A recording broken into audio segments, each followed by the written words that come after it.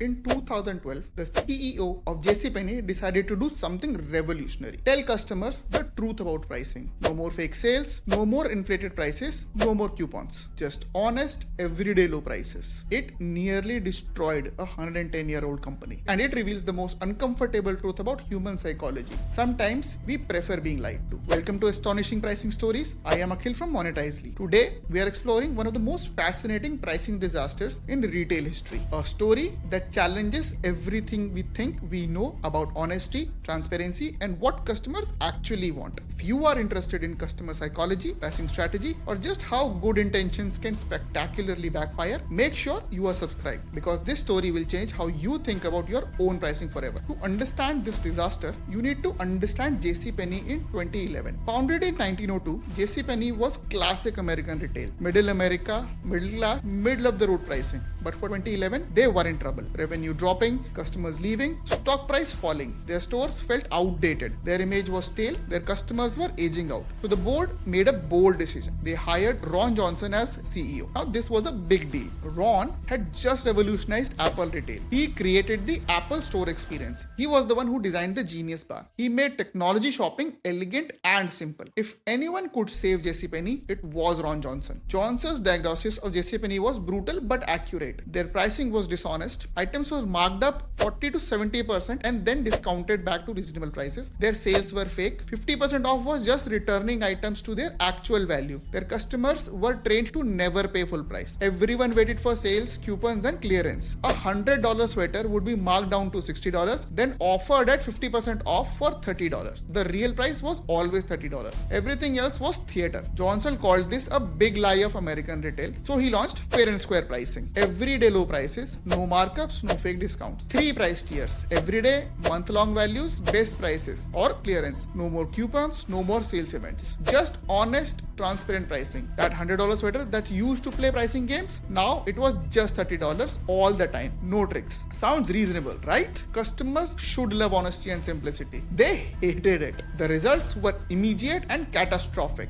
First quarter 2012, sales down 20%. Second quarter down 23%. Third quarter down 26%. Stock price collapsed from $43 to under $20.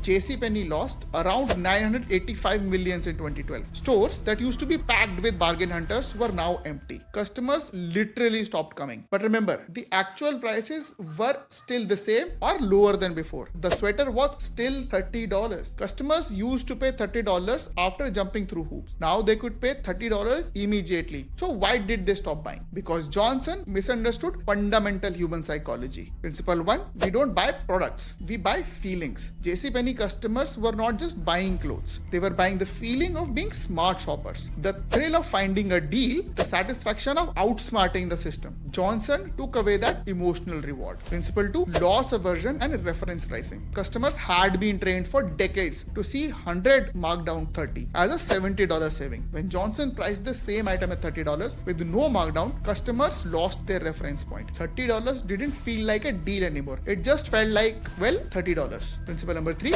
the paradox of choice and cognitive ease. Customers claimed they wanted simpler pricing, but they were addicted to the complexity of hunting for deals. Shopping at JCPenney used to be a treasure hunt. Johnson turned it into a boring transaction. The customer feedback was brutal and revealing. I don't know if I'm getting a good deal anymore. There's no excitement in shopping here. I miss the sales and coupons. Now, notice what they're not saying. The prices are too high. I can't afford this. The quality is bad. They are saying that the emotional experience is wrong. One customer perfectly captured the psychology. I know the prices are fair, but I don't feel like I'm winning anymore. That's it. That's the whole story. Johnson optimized for rational value. Customers wanted emotional value. 17 months later, Johnson was fired. JCPenney immediately reversed course. Brought back fake sales, brought back coupons, brought back 50% off pricing theater. And guess what happened? Customers came back. Same products, same actual prices. But now they felt like they were getting deals again. Sales slowly recovered. The stock price eventually did stabilize. JCPenney literally had to start lying to customers again to save the company. So what does this mean for modern businesses, especially SaaS companies? First, transparency is not always what customers want. Sometimes they want the feeling of getting a deal, even if it is artificial. Second, changing pricing psychology is incredibly difficult. Customers develop emotional relationships with pricing structures. Third, the right price is not just about the number. It's about how that number makes customer feel. For SaaS specifically, instead of just $99 a month, consider $199 a month, limited time $99. Instead of straightforward tiers, create bonus features and lifetime upgrades. Instead of simple pricing, create opportunities for customers to feel smart about their choice. Now, I am not saying you should deceive customers. What I am saying is you should understand that pricing is psychological, not just mathematical. See, Ron Johnson was not wrong about JCPenney's pricing being dishonest. He was wrong about customers wanting honesty more than emotional satisfaction. The uncomfortable truth is that humans are not rational economic actors.